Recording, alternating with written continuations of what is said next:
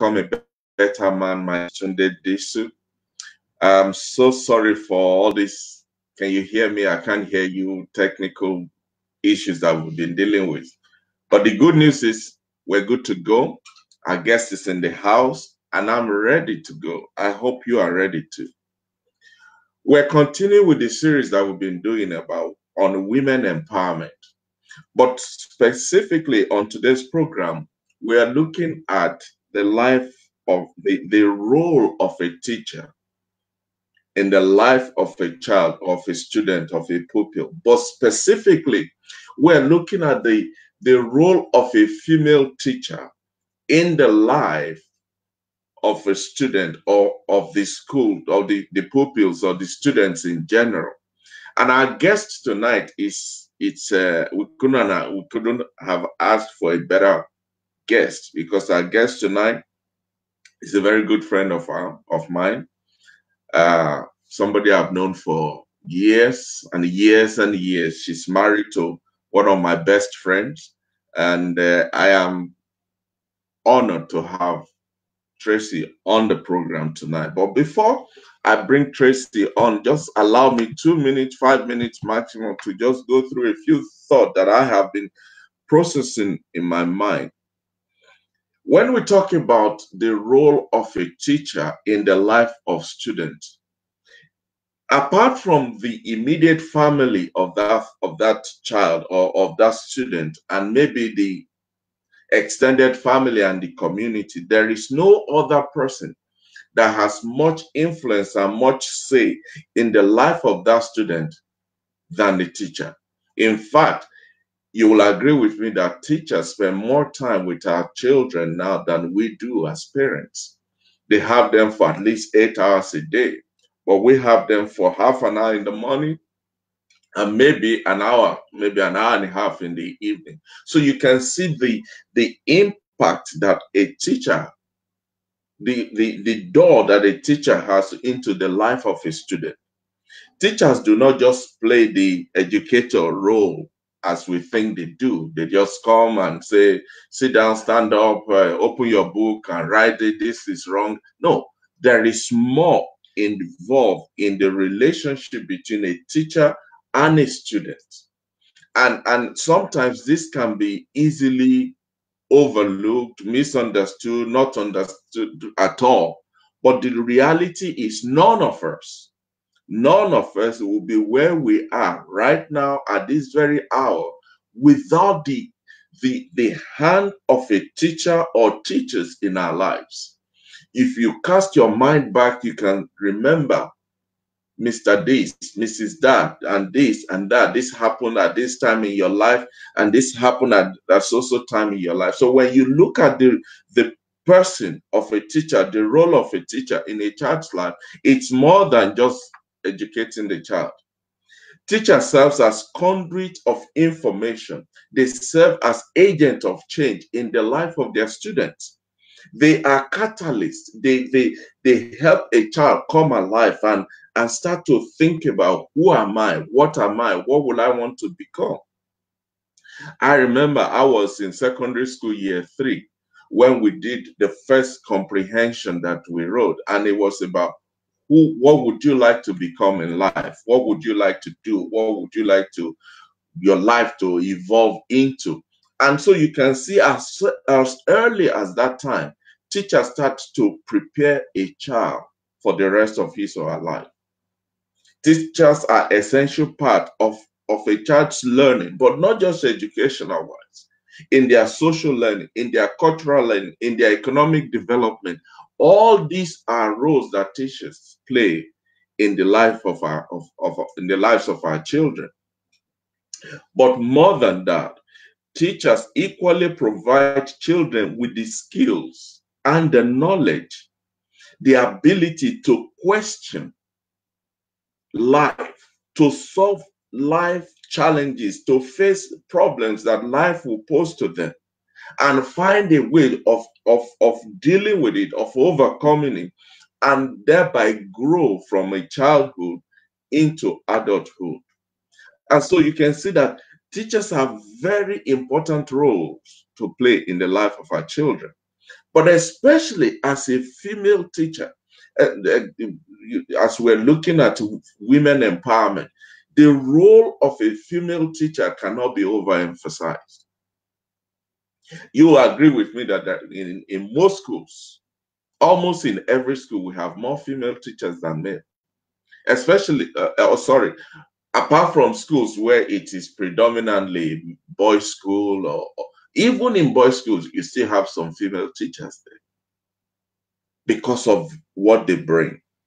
Female teachers hold an important place in the life of a student, especially in the fight for gender equality amongst our children, because the society is putting so much pressure, so much demand, so much grow up quickly and become this and develop and mature and all of that on our girls, that without the help of their teachers, especially the female teacher, to guide them, to nurture them, to relate to them at different levels of their development, our children, especially our girls, they will grow up. There will be a transition from childhood to teenage years and to adulthood, and they still don't know whether they're coming or going. But the female teachers, they provide students with empowering role models. They use their own life as examples for our girls, for their students, so that these people can be equipped to be able to face the challenges of life, become who they are meant to be.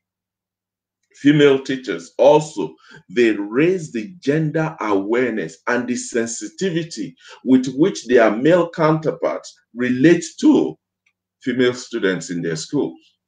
Because it is easy for men to just be men and all of that. But female teachers, they bring a balance.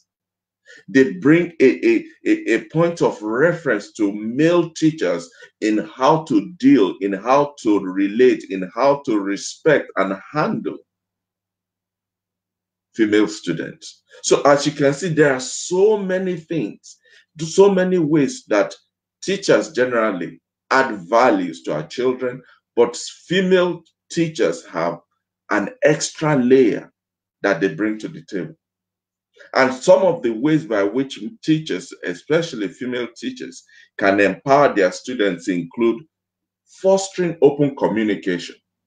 There are things, obviously, that girls cannot talk to male teachers about, but they can talk to female teachers. They encourage safe failure. It is part of life to fall, but they help you know that falling doesn't mean you are down. There's a way to get up. And it is in that getting up that you grow and develop and mature. They provide plenty of context to say, look, I know what you are dealing with. I know what you are going through. I can relate to you, female to female. These are some of the things or some of the ways by which female teachers empower their students. As I said earlier at the beginning, we have a guest tonight. Our guest tonight is Tracy Ansah. Tracy is a teacher by profession. She is currently the head of the computer science department of our school. She has a passion for God and passion for God's people, especially the young people. One of Tracy's greatest strengths over the years that I have seen, that I have known and really appreciate about her, is the willingness, the commitment to mentor, especially young people, to teach them, to mentor them, to stand by them, to encourage them, to see them grow from, I've seen Tracy teach from creche level all the way to teenagers and almost adulthood. And all of that are done out of her passion and commitment to seeing our children grow and mature. She's a learner herself. She's always learning. She's always growing. Well, she has no choice, because the demand that is placed on her puts that extra need on her to continue growing. And she's She's a bona fide, born-again Christian. Educational-wise, Tracy has a first-class honors degree in information and communication technology. She's also a qualified teacher, all from Leeds Metropolitan University, and she holds a diploma in church leadership from the City Life Bible College. Like I said, she's married to one of my best friends, Richard, and together they have 2 teenagers. Tracy, you are welcome. Hi, good evening, Tunde. Good evening and welcome to Become a Better Man. Thank you for honoring our invite. Thank you for taking the time out to be with us today. I've said a few things about who a teacher is and what a teacher does. Maybe because I'm a teacher too, you know. Indeed, you are. But I'm going to turn the program over to you now for you to just tell us what you have in mind, what you've prepared, and we'll just listen and I will come up with questions or interjections here and there. But right now, Tracy, it's all yours. Take it away. Oh, well, thank you for having me on your show, Tunde. I appreciate the invite. Excuse the background, all the books and everything. So, as you spoke so fluently about the role of a female teacher, I'd say that the role of the female teacher is very similar to the role of the woman in the house. Okay. It brings balance, just like in a marriage, it brings balance. So whereas you may have a husband who may be the authoritarian and, laying down the rules, this, and this is how this, blah, blah, blah, blah. The woman adds, I suppose, the heart and the soul to that family. And just like the school is a family. And I'd say the female teachers, they add the heart and soul to the school family, really. Okay. And, in the area of, I'm not saying all female teachers will do that and all male teachers will be, authoritarian, but just generalizing here, I'd say, the female teachers, will be the nurturers, the ones that will be the nurturers and generally very compassionate and very passionate to see the children succeed and do well. So yeah, I agree with everything you said. So how did you get into teaching? Why teaching? Why teaching? Well, from looking at computer science as well. From I was in infant school, one of my favorite games that I used to play was I used to line children up and say, come on, we're going into assembly. And I used to pretend all the time to be a teacher. From I was a child, I would just get children lined up and give them instructions. And my favorite game was to role play being a teacher. And my mom used to say, you're going to be a teacher one day. And I didn't really take that seriously. And then I went to college. And after college, I went to work in the Inland Revenue. And I worked in the Inland Revenue for 10 years before heeding to the call of being a teacher.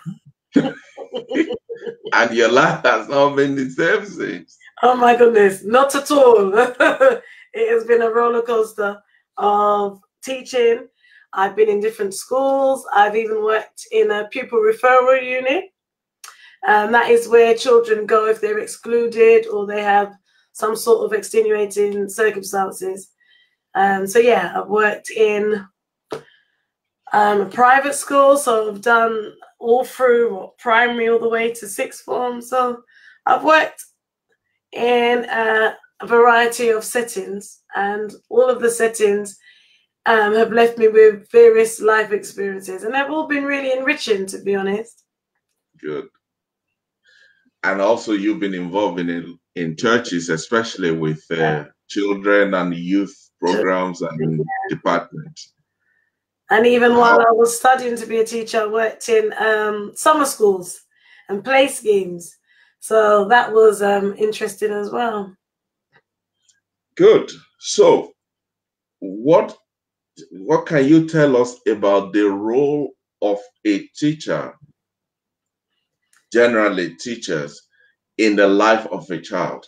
Can you shed some light on that? Because we could be assuming, we could be shooting in the wrong direction, but you've been in it for how long now? Oh my goodness. Long enough. Too long. And so what, from your personal experience, would you say are some of the roles that you as a teacher or teachers in general, what would you say is their role in the lives of their pupils or students? I'd say one of the most important roles is being a role model, because you don't realize just how much notice children actually take of you. You as a teacher sometimes feel they don't even take any notice of me. I could be standing up there saying anything and they don't even know what I'm doing. But you'd be surprised the things they repeat or the things they say that you say, or, you know, if they were, you know, just the way, just things they do, you know, they take so much notice of you. So I think first and foremost is for a teacher to realize and to always remember you are a role model. And the children are always watching you, you know, and everything you say, you think they're not soaking it in, but they do soak it in. So I always try to be inspirational. I always try to be encouraging. I always try to be motivational. You know, right now I've got a group of year 11s, and you know that they're coming towards the end of their school life and towards their final GCSEs. And it's making sure you're encouraging them, making sure that they're not feeling like, oh, it's time to rest now, to slack off. But you have to, you know, keep on, you know, keep going on and encouraging them to keep going on. So I'd say one of the greatest roles is being a role model. Also, being an inspiration to the children in terms of always wanting them to see education as something that's important, something that can drastically change the trajectory of their life. Okay. Because, all right, we do see some stories and we do hear stories of certain people who didn't bother finishing school or didn't bother getting any qualifications and they made it. However, you'd see those people are not the majority. They're the minority. They're the exception, really. And majority of the time, those people had, they did have some sort of education. So it's explaining to children and helping them to see that education is the key. It's the key out of various situations that they're in. You know, you want to go somewhere, you want to be something. Majority of the career paths that they want to take will require some form of education. So it's to encourage them not to put their nose up at education or to see it as something as a drag, but something that is inspiring and something that can change their life. So yeah. So in looking at the kind of children that we're raising these days, not just at home, I mean, not just in schools, but even at home, and how much power they assume, how much they think they know, and all of that. How do you, as a teacher, help them to calm down as you pass across this important information to them? As you rightly said, they do feel that they know everything. I think they confuse the fact that because they're privy to so much information, they have access to so much information at their fingertips, that information means wisdom, knowledge. and knowledge. So they're confusing excuse me, information with wisdom and knowledge and understanding. And sometimes you have to just, as you say, tell them to calm down, or say to them, you know, you may think you know everything, but you actually don't, you know. Even today, I spoke to a young lady, and, you know, I said to her, yes, I know you want to be a woman, but you are not the woman. There's only one woman in this class, and that's me.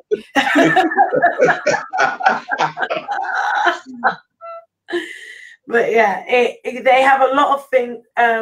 Sometimes they have too much information at their fingertips. Sometimes there's too much too soon, and we are overburdening a lot of the children with information overload, where they're not ready for a lot of the things that's being pushed on them. And that's where not only the role of the teacher, but the role of the parent, because I always believe that parents and teachers should work together. It's so important that you just don't send your child off to the teacher and expect them to do their job, and then the teachers just send their children back to the parents and expect them to do their job, and the two don't seem to meet in the middle. The children are the connection between the parents and the teachers, and it's important that everyone is singing from the same song sheet. But I think at the moment there's a vast gap between, I think, the home life and the school life, and that can be quite unfortunate, really. I want us to explore what you just said about the relationship between the parents and the teacher, because I'm a parent. I have 3 children, and when I look at the nature of that relationship, it hasn't happened to me, thank God. But I've seen a situation where the parents are expecting the teachers to virtually take up the role of the parent of the child. And as soon as the teacher steps across the line to try and parent the child, the real parents come back and bite off the teacher. So how do you smooth that rough edge in that relationship? As a teacher, how do you handle a situation like that? I think most importantly, everyone needs to really know their role. And as a teacher, excuse me, we can't be expected to parent somebody else's child or somebody else's children, because that is just not what we're there to do. We're there to educate. We're there to inform. Excuse me. Obviously, while the child is in our care, we will look after them and we will protect them as a parent would do. But our primary purpose in the relationship with that child is to educate them and to inform them. Now, I know your wife has been a most amazing parent, and I always believe parents should be the loudest voice in any child's life. Otherwise, you don't know what's being said, and I think a lot of the times when children come home and they're having a lot of contrary relationships with their parents, it's because the parents are not the loudest voice in their ears. There's another voice in their ears, whether it be a teacher, whether it be other children, that will be encouraging them or discouraging them to do various things. Now, what I admire about your wife, she was always the loudest voice in your children's ears, and she was forever talking to your children. So I didn't really see in your children a lot of the things I'm seeing nowadays, because as you say, a lot of parents just see their children in the morning, and some parents don't, because if they're working nights, their child is gone to school and then they come home. And then by the time the child's come home, the parents are rushing out to go back to work. So we have a lot of cases where the children are not seeing their parents, and the only adult they are seeing, or the first adult they see in the morning, is the teacher. And, you know, that will throw up a lot of problems in itself, really.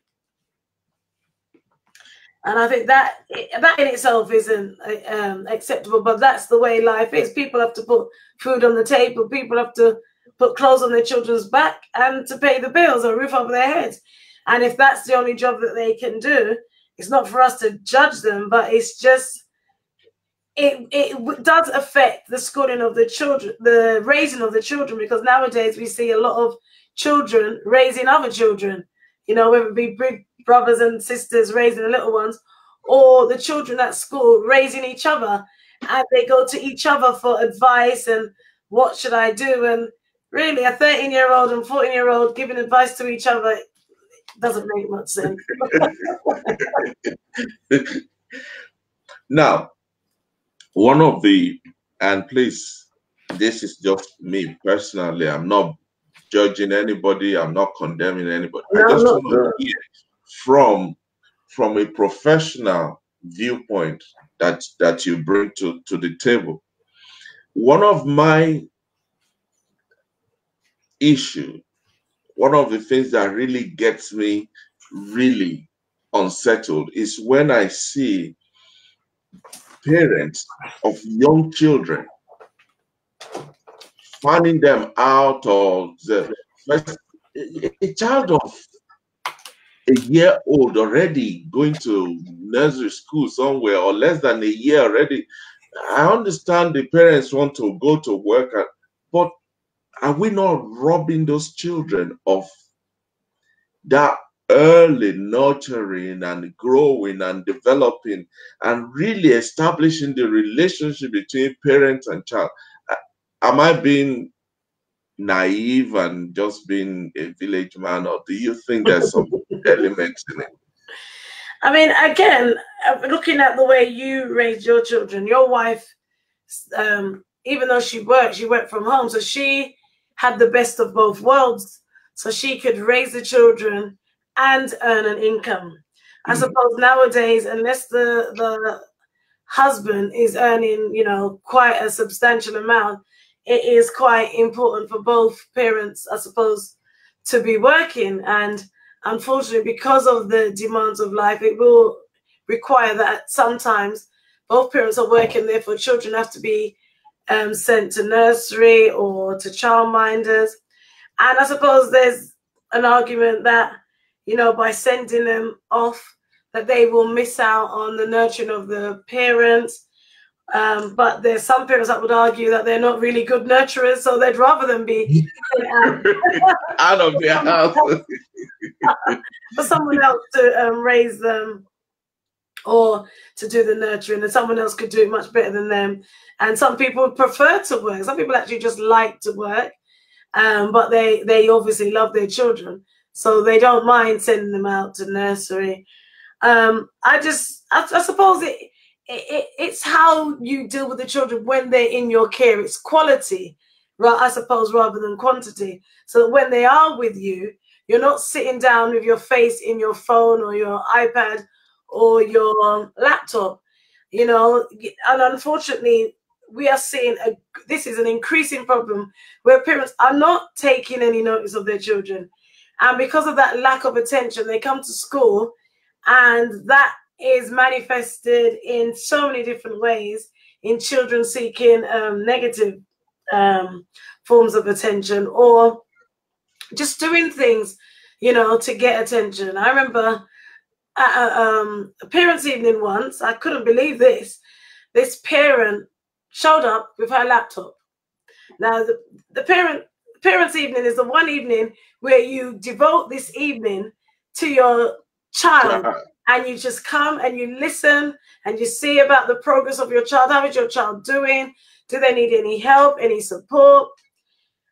But this lady came with her laptop, and I don't think she was trying to... Is that to take notes as you're talking, or...? No, she's telling me, oh, I'm editing my pastor's book, trying to sound so important. And I wanted to say, you fool, this time is for your child. Don't try and sound important by you're editing your pastor's book. Your pastor's children are with him probably right now, and he's spending time with his kids. But no, you're here trying to look important in front of me with your laptop, not listening to me, but telling me you're editing your pastor's book. I wanted to throw the laptop, but, you know, I have to be professional. As the Tracy,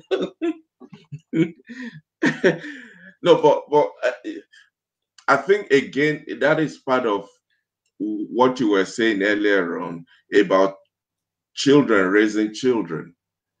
It's not because she's, I don't know, maybe she's 30 or 35 years old, doesn't make her mature to know what to do, especially, I mean, for what, 10 minutes in front of one teacher, 5 maybe before the bell rings to say move to the next one. Exactly. What are you going to edit in that period that will and make you how? As if she can concentrate. She was just showing off. But, you know, and I think Parents' Evening is such an amazing night because you've given your children into the care of these strangers for a whole year. And then for one evening of that year, the school opens its doors and say, you come in, you meet the teachers who are spending all these hours with your child. You get a chance to speak to the teachers, ask them any questions you might have. And you'd be amazed the amount of parents that don't even bother to come. I know some have work commitments. I know some have childcare issues. I do understand. And some just can't be bothered to turn up. And that is such a shame. Wow. Okay. We'll be praying for them. Now, we are talking, the series is about women empowerment. As a female teacher, in your dealings, especially with the female students, outside of the educational relationship, what else can you do, or what else do you do to empower them as female?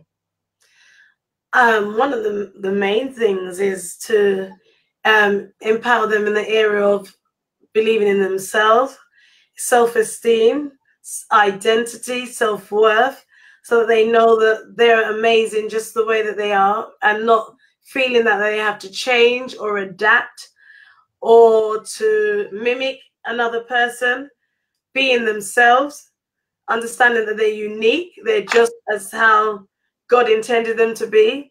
Those sort of things are the way in which I suppose we can really add to their lives and really enhance and really speak into their lives, when not in an education, not in an academic form, but just in interpersonal or building social skills and telling them how to present themselves, how to speak, how to carry themselves, you know. You know, those are some of the fundamental ways that we can help them. And how receptive are they to that? I would say the children are very receptive, because I don't know if they're hearing it from other people. I don't know. I don't know if maybe they may have other community groups or parents or family that do sit down and speak to them, but they do like you to speak to them. You know, they may comment on my hair. They may ask me how I did my hair. They may even ask me what I put in my hair, you know, and things like that. How just general health and self-care you can talk to them about. Now, one of the issues that is prevailing, especially in the London area, is the issue of gangs.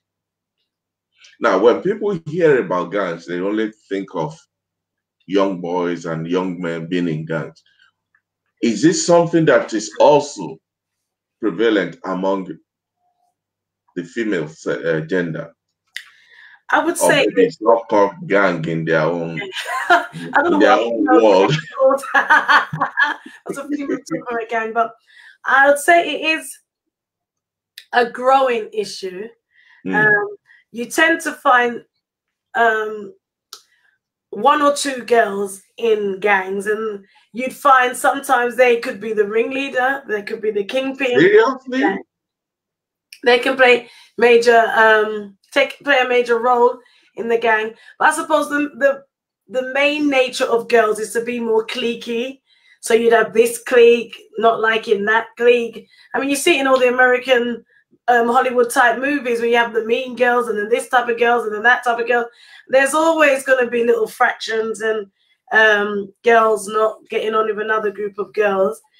I mean, fortunately, I've not been in a school where there's been like a gang, so to speak, of girls and, you know, girls ganging up. It's just been the normal issues with this girl not liking that girl, or this girl thinking that girl's too nice, or this girl's not talking to me, and, you know, women.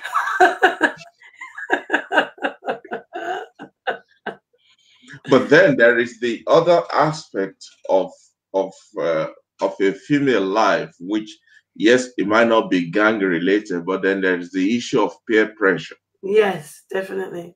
So what can a teacher, a female teacher, what can you do, or how do you empower them in respect to peer pressure?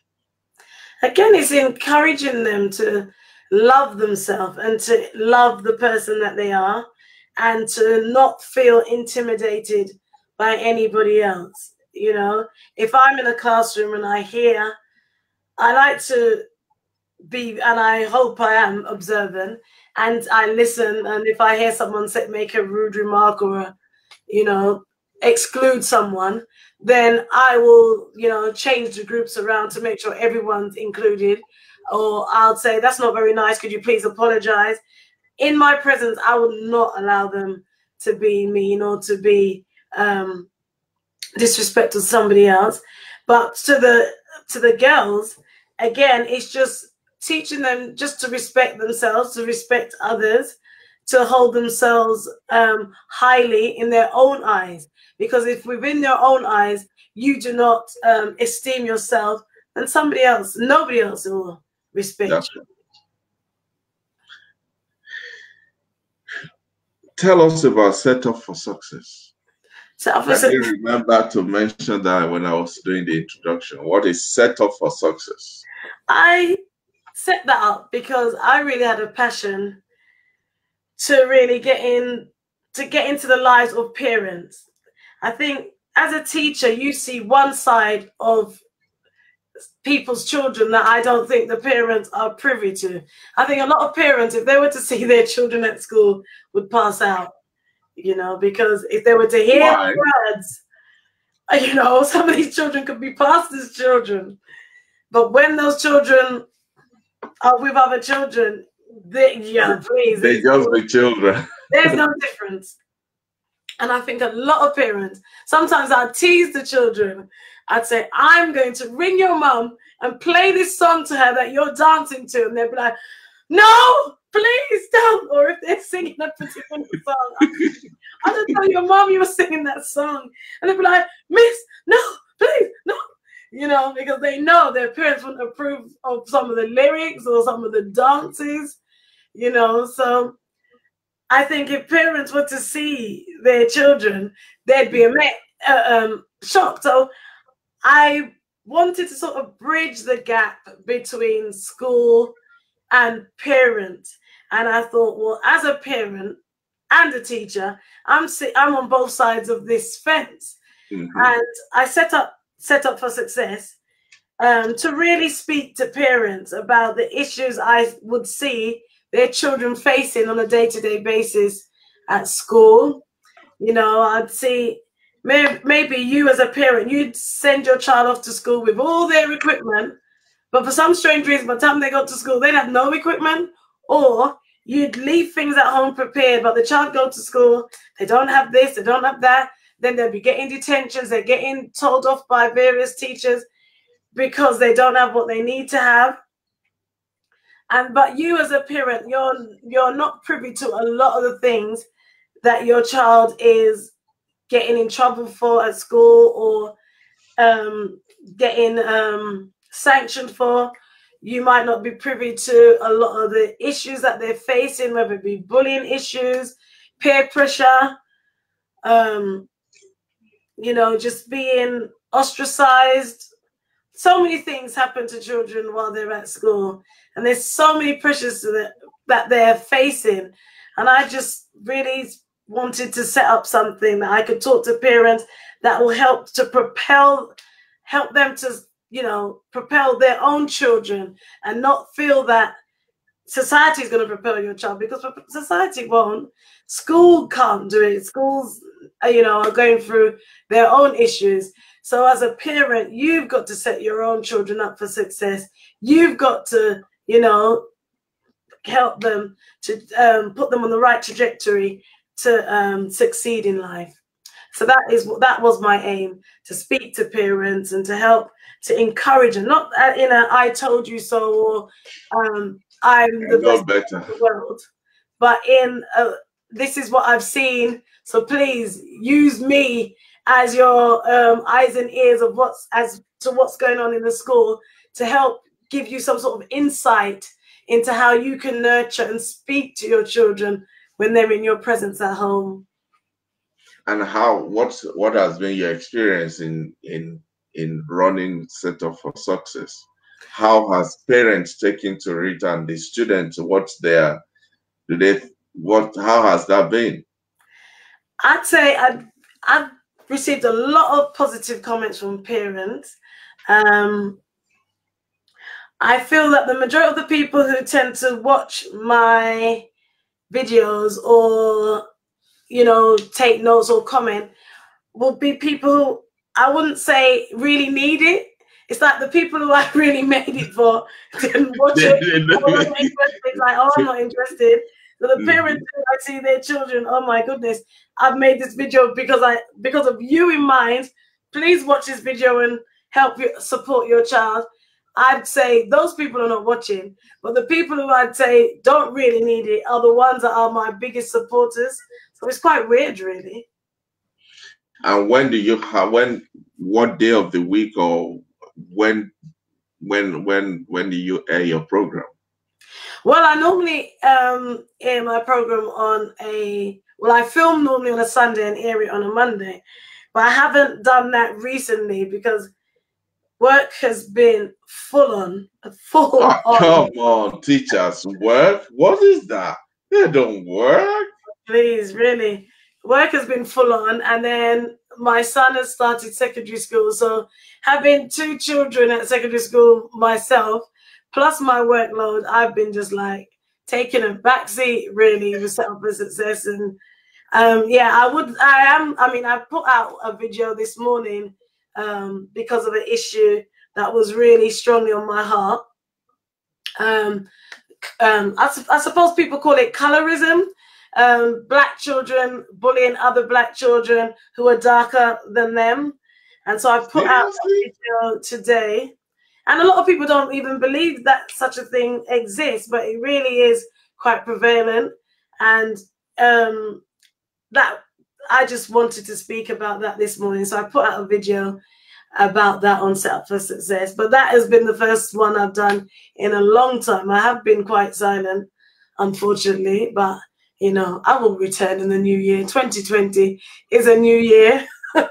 Please, we need you to return so that we can all benefit from that. Now, let's move, as we're about to round up, let's move to some of the challenges that teachers are facing and that are not student related. For instance, I read an article some time ago where he said maybe about, I don't know, 50 to 60,000 teachers they just live in the country to go and teach abroad. Why is that? I would say there are some. Is that something that you've seen or know about? And if so, why? Well, yeah, because I mean, I've known a lot of teachers one of my teachers left. She went to work in a law firm. Some have left to go and set up their own businesses. Some will leave and do like supply work and then do other things at the same time. Some may not leave totally, but they'll, you know, obviously leave.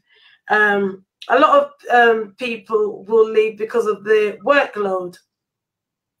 There is a lot of workload. There is a lot of admin, unfortunately, and a lot of things, as you say, that's not directly related to teaching, but nevertheless needs to be done.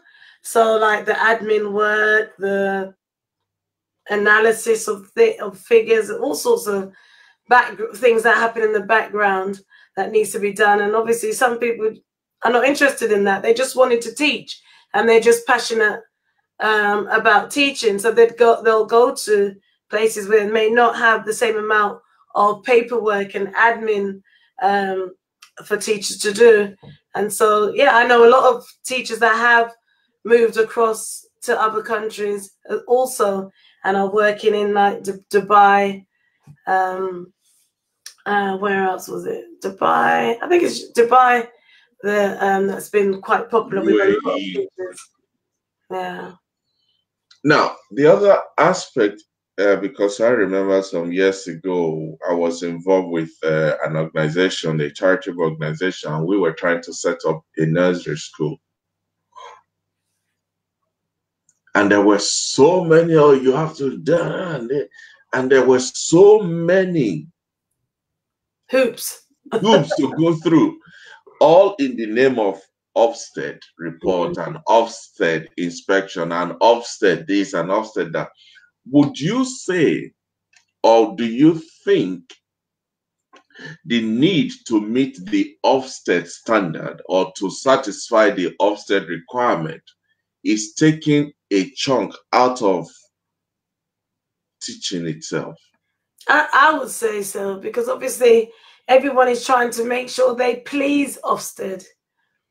You know, everybody wants that outstanding from Ofsted. So everything is to please Ofsted. I think that is the main focus. That is, unfortunately, the priority. And, you know, I would say there needs to be more independent schools. There needs to be more, I'd say, faith-based schools. You know, there needs to be more cultural schools, I'd say, you know, community schools, schools that will help nurture children, schools that will develop children, not just academically, but not every child is academic. You know, not every child is academically inclined and just want to sit down and read and write. Some children are just naturally tactile. Some children just want to get their hands into making things, into pottery, into art. Some children just want to dance. Some children just want to run. You know, one year, I never forget, there was a sports day we had. And I would say the majority of the children that were always getting in trouble and always being penalized for being naughty were the ones that were the highest achievers at that sports day. And I thought, you know, this should sound alarm bells in a lot of the senior leaders' minds, because these children are naturally gifted in athletics, but we're putting them in a classroom expecting them to sit down, and they don't want to sit down. They want to run. They want to jump. Schools where children can just do sports, do football, do golf, do tennis, and then maybe some reading, and then maybe some maths, where they can just do performing arts and sing, paint. And dance and, you know, we need to allow children to be children and to really develop who they're meant to be, and not just stick them into this box, and they're not supposed to be in a box. So, in closing then, Tracy, there are issues that relates to female, especially in this day and age of gender equality and all of that. Is that something that is prevalent within the teacher's circle? And secondly, how can we, both as parents and as teachers, I know you've talked about teachers being role models, parents doing their bit. What else can we do, especially for the young girls and the teenage girls? What else can we do collectively to empower them, to strengthen them, to really nurture them and see them grow up to take the rightful place that they have in the society? Because ultimately, they will turn out to be somebody's mother tomorrow. And you can only give what you have. So exactly. So I would say most fundamentally is to speak to your daughters. You know, you need to cultivate a genuine relationship with your daughters and speak to them, you know, and also listen to them. Find out what's on their mind. Find out what's going on in their lives. Don't assume that your children, these are just children. What could you possibly have going on in your life? They're small people, but they have lives and they have issues and they have relationships and they have friendships that give them stress. And then there's the teachers and then there's the studying. Sometimes they may not be able to grasp a particular topic. Support them. I would say one of the questions you need to ask is when you go to a parents' evening is, how can I support my child? Does my child need support? How is my child coping with with these subjects? You know, ask those questions. How is my child doing? Don't be afraid to ask the teacher questions. I find a lot of the times parents just sit back and want the teacher to do all the talking and leave it there. Go to parents' evenings with questions. How can I support my child? Where does my child need help? In what way will you support my child? How are we going to meet in the middle? Things like that. You know, you can support your daughter by finding out what area she's struggling in. Does she need a tutor? Does she need extra help? Does she need extra support? So talking to them, speaking to teachers, having questions at parents' evenings,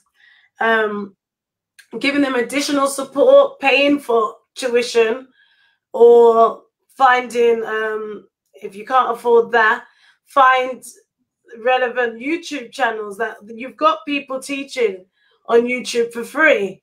But be a tower of strength to your daughter and encourage her, bring out the best in her, help her to develop herself.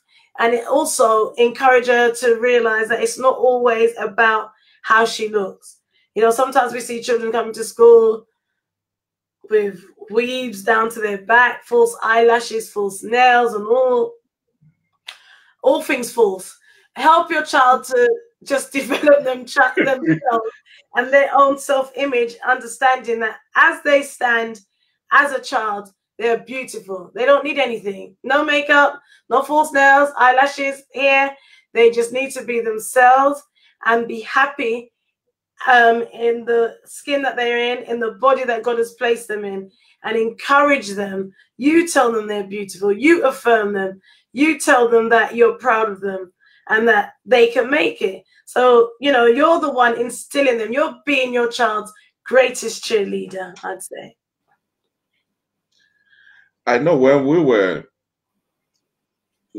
in school, back in those days, there was what was called PTA, the Parents Teachers Association.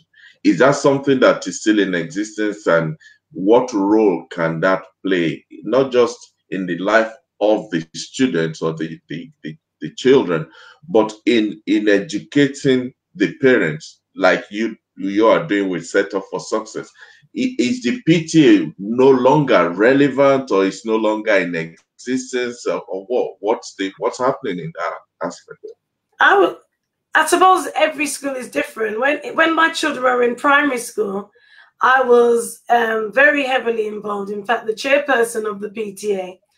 And so that played a very vital role in fundraising and rallying the parents together if there were any special events, shows, jumble sales. I know one of my friends, she's very heavily involved in the PTA at her child's school, and they do they raise amazing amounts of money. They collect in old uniform and give it out in September to new children starting, just in case they can't afford the new uniform. The PTA can serve so many areas, and help and support parents as well as the school, because sometimes we leave everything onto the school to put on plays, sell the tickets, to put out the tables for a party. But the PTA is there to also help to clean up and organize parties and extracurricular activities. So, you know, it can play a really pivotal role, really. Well,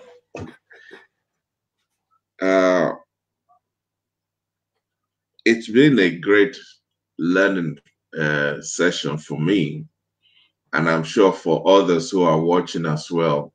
Because when I was talking at the beginning, I said sometimes we can overlook or not understand the role of a teacher, especially in the life of not just our children but the community as a whole.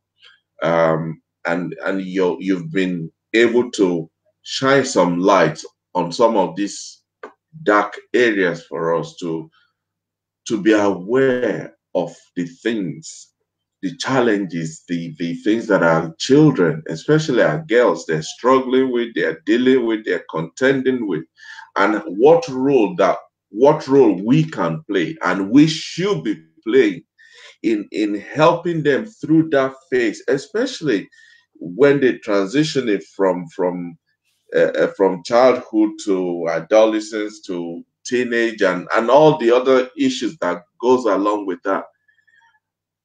Again, as a parent, I have two daughters, and I've seen the trajectory of different aspects, and still being there for them and helping them to the best of my knowledge.